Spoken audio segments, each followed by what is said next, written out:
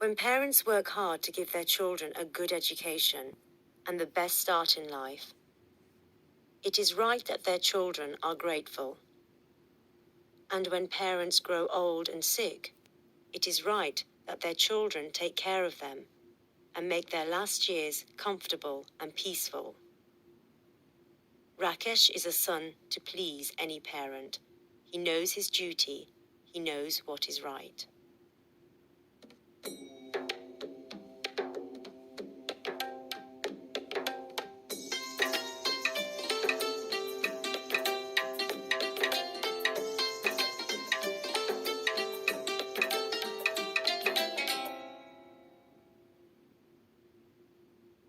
When the results appeared in the morning papers, Rakesh read them, in his pajamas, at the garden gate. Then he went up the steps to the veranda where his father sat drinking his morning tea, and bowed down to touch his feet. "You did well, son?" his father asked, smiling and reaching for the papers. "At the top of the list, Papa," Rakesh said quietly. "First in the country." The whole house went wild with excitement. The family sang and danced. All day long, visitors came to the small yellow house at the end of the road to congratulate the parents, clap Rakesh on the back, and fill the house and garden with the sounds and colors of a festival. There were flowers and sweets, party clothes and gifts, anxiety and temper and happiness, all in a colorful rush of proud feelings and shining views of a bright new future. Rakesh was the first son in the family to receive an education, and his parents had gone through such hard times in order to afford the fees for school and medical college. Now, at last, all their suffering seemed to be worth it. To everyone who said to him, "Varma, congratulations on your wonderful son," the father replied, "Yes, and do you know the first thing he did when he saw the results this morning? He bowed down and touched my feet." This moved many of the women so much that they raised the ends of their saris and wiped away their tears. Meanwhile, the men reached out for the betel leaves and sweets and shook their heads in wonder at such excellent behavior. One does not often see such behavior in sons anymore, they all agreed, a little enviously perhaps. Leaving the house, some of the women said, "At a time like this, you would think they'd serve the very best sweets." And some of the men said, "That old Varma is too proud. He needn't think we've forgotten that he comes from the vegetable market himself. His father used to sell vegetables, and he's never seen the inside of a school." But there was more envy than dislike in their voices, and this was not surprising.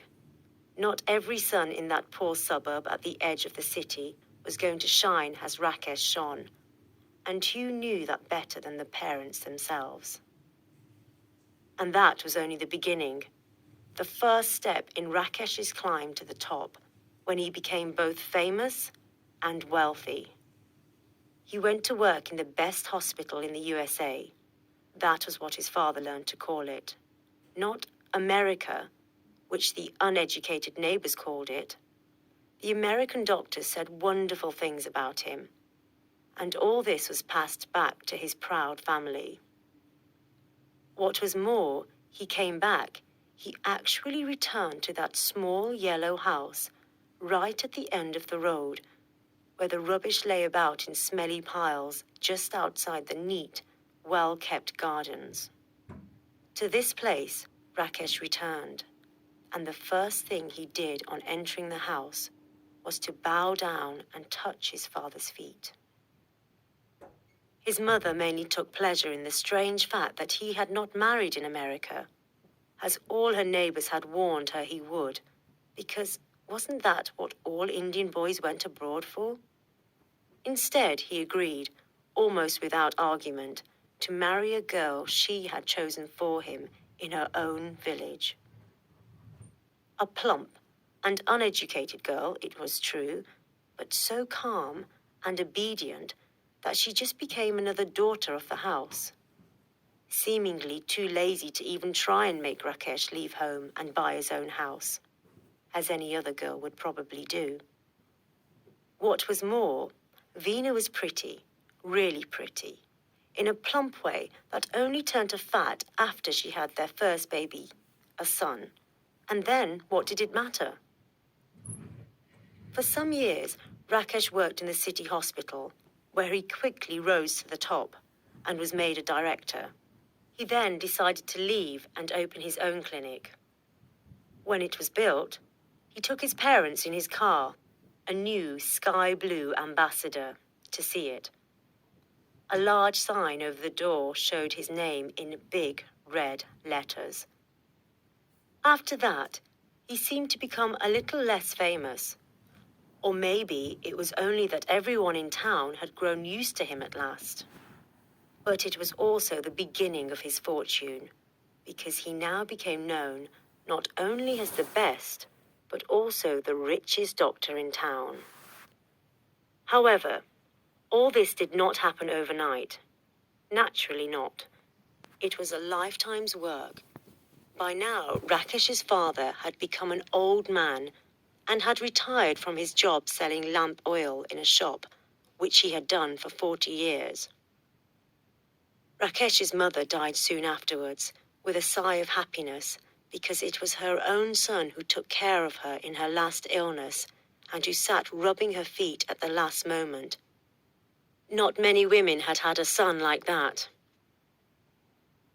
Even the most envious neighbors had to agree that not only was Rakesh a devoted son, who managed to obey his parents, please his wife, show concern for his children and his patients, and keep his many friends happy, but he was also an excellent doctor. How one man could do all this, a man whose parents had never been to school, no one could understand, but all respected him for his fine qualities. It is a strange fact, however, that success, if it continues too long, begins to shine less brightly. The once proud father no longer took any interest in his famous son's work. After his retirement and the death of his wife, the old man very quickly went to pieces, as they say. He fell ill so often and with such mysterious diseases that even his son no longer knew whether he was ill or just pretending in order to annoy everybody. He sat on his narrow bed for most of the day and developed another annoying habit of stretching out and lying absolutely still, allowing the whole family to think he was dead.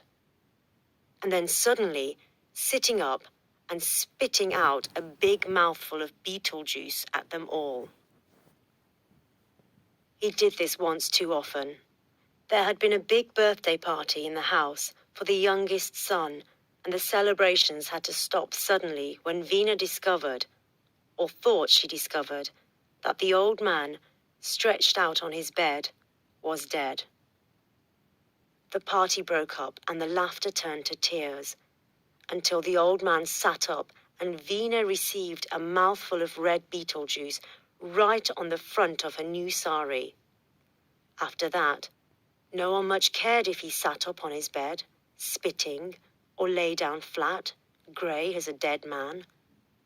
Except, of course, for that jewel among jewels, his son, Rakesh.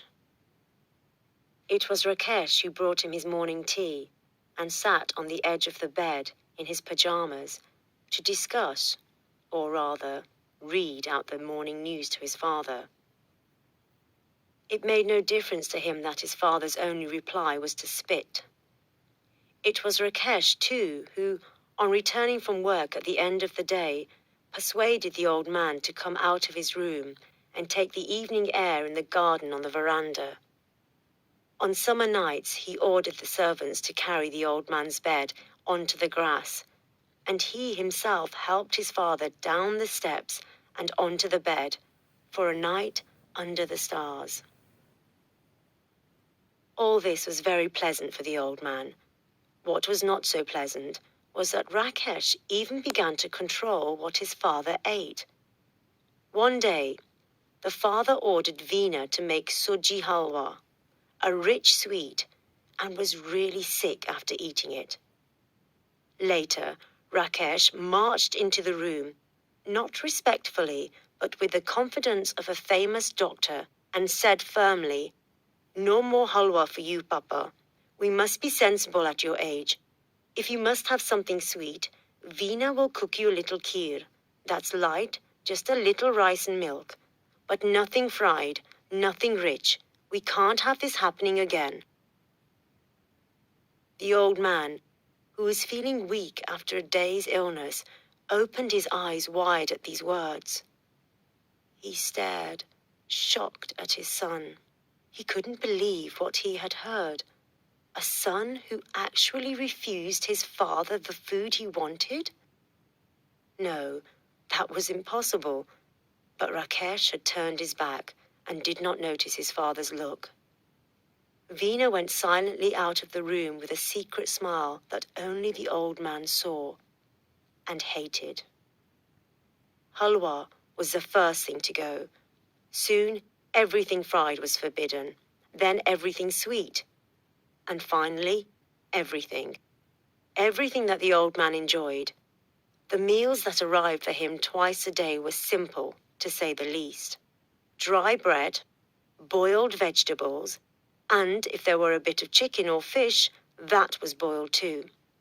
If he called for some more, Rakesh used to shake his head sadly, saying, "Now, Papa, we must be careful. We don't want another illness, do we?"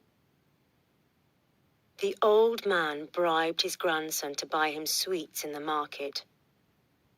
But Rakesh found out and was violently angry with him. The old man sighed and lay down in his dead body position, but that worried no one any longer.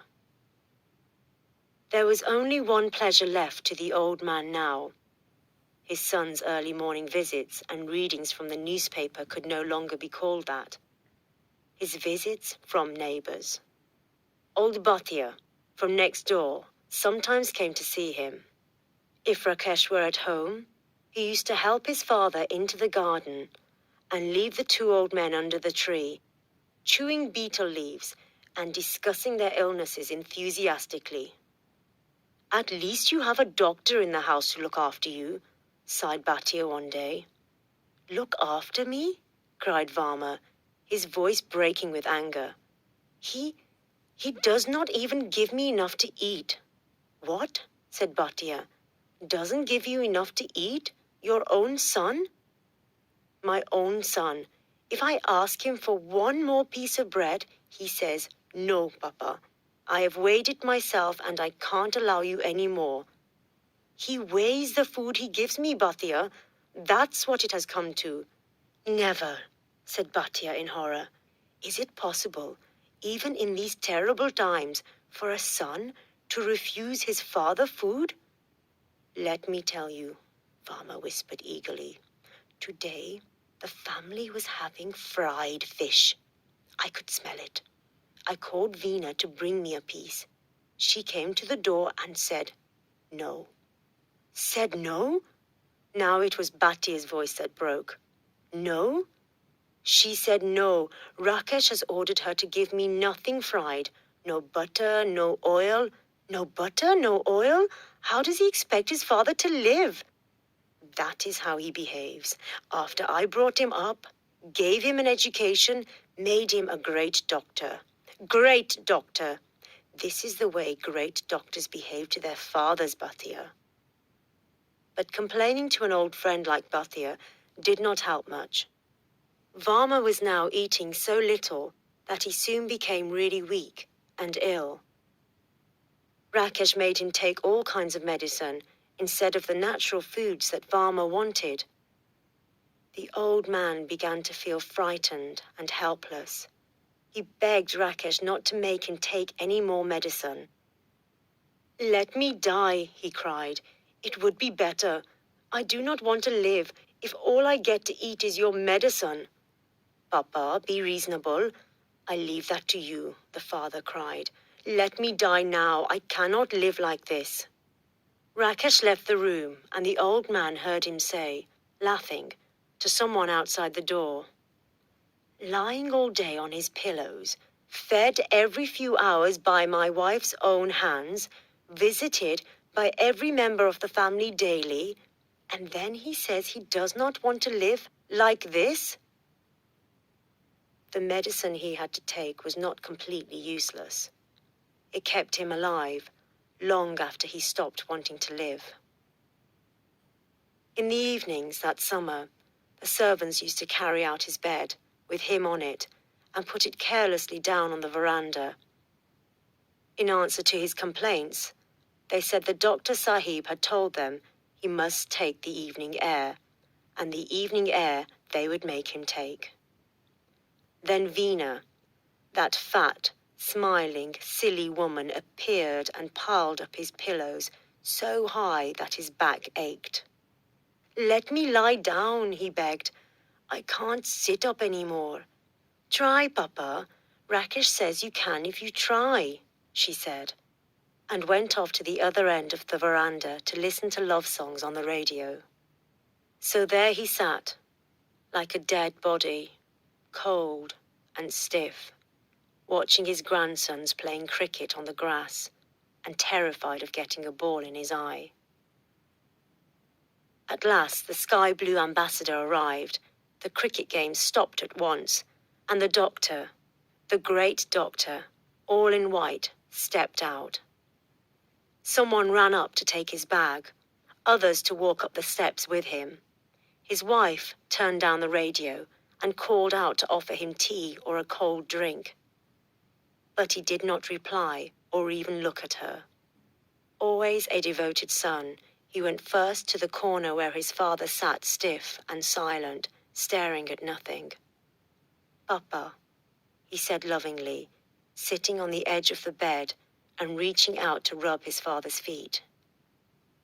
Old Varma put his feet under him, out of the way, and continued to stare straight ahead into the dusty yellow air.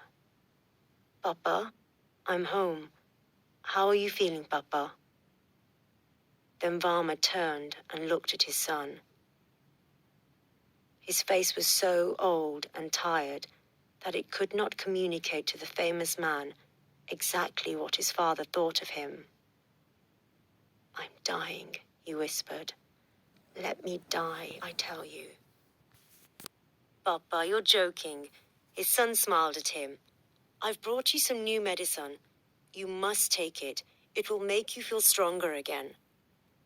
Promise me you'll take it regularly, Papa. There was a pause. Then Varma spat out some words, sharp and bitter as poison, into his son's face. Keep your medicine. I want none. I won't take any more. None. Never. And he knocked the bottle out of his son's hand with a movement that was suddenly grand and effective. His son jumped. The bottle smashed and the thick brown liquid stained his white trousers. His wife let out a cry and came running. All around the old man was noise once again. He gave a push to the pillows behind him so that they fell off the bed and he could lie flat on his back again. He closed his eyes and pointed his chin at the ceiling, saying as firmly as a sick old man could, God is calling me. Now let me go.